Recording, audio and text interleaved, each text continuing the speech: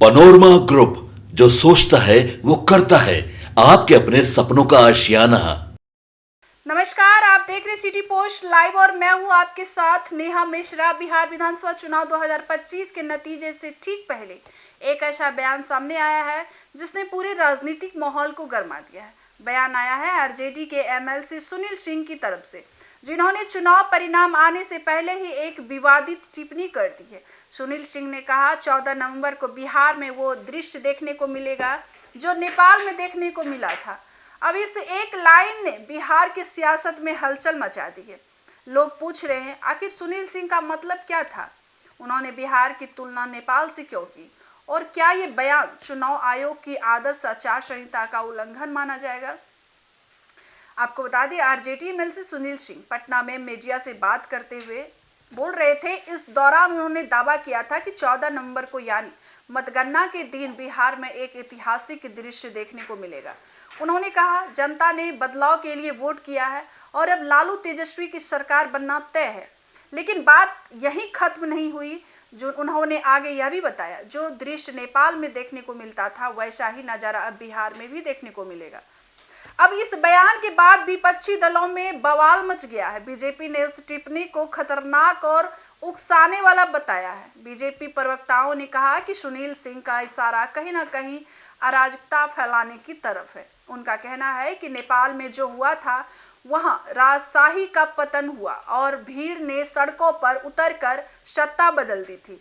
तो क्या अब आरजेडी भी बिहार में ऐसा ही कुछ चाहती है?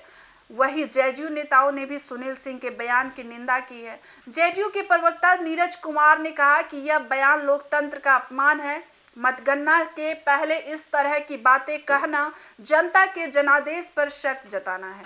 उन्होंने कहा कि बिहार की जनता शांति प्रिय और वह किसी भी अराजकता के खिलाफ नहीं खड़ी होगी।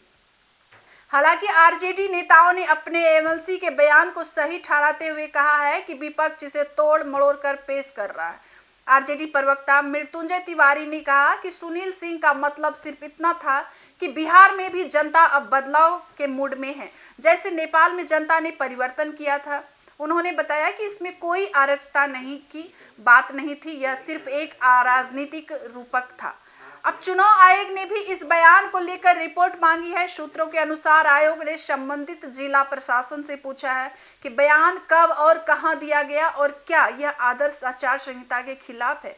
अगर जांच में पाया गया बयान भड़काऊ है तो आरजेडी एमएलसी पर कार्रवाई भी हो सकती है। जानकारों का कहना है कि इस तरह के बयान नतीजों से पहले जनता के मन में भ्रम पैदा करते हैं।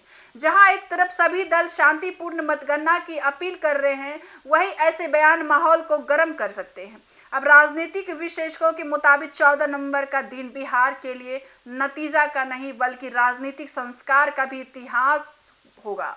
अब सवाल यह उठता है, क्या सुनील सिंह का बयान सिर्फ एक राजनीतिक भविष्यवाणी थी या फिर चुनावी माहौल में भीड़ को भड़काने की कोशिश? क्योंकि नेपाल के उदाहरण का जिक्र करना सिर्फ परिवर्तन का नहीं बल्कि शांति का प्रतीक माना जाता है। पैच पैच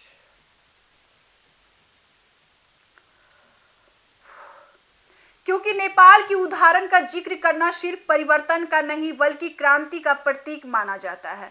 फिलहाल सभी की नजरें 14 नवंबर पर टिकी है। काउंटिंग के दिन ये साफ हो जाएगा कि बिहार में जनता ने क्या फैसला दिया। क्या आरजेडी की नौकरी वाली सरकार बनती है या एनडीए का संकल्प राज फिर लौटता है? लेकिन एक बात तो तय है, बिहार की राजनीति में शब्दों का वजन बहुत भारी होता है। कभी एक बयान से सरकारें बनती है तो कभी उसी बयान से पूरी रणनीति ढल जाती है। और इस बार भी सुनील सिंह का यह बयान चुनावी नतीजे से पहले राजनीतिक चर्चा का सबसे बड़ा मुद्दा बन गया है। तो ऐसे ही खबरों के लिए बने रहे हमारे सिटी पोस्ट लाइव के साथ। दीजिएगा इजाजत। धन्यवाद।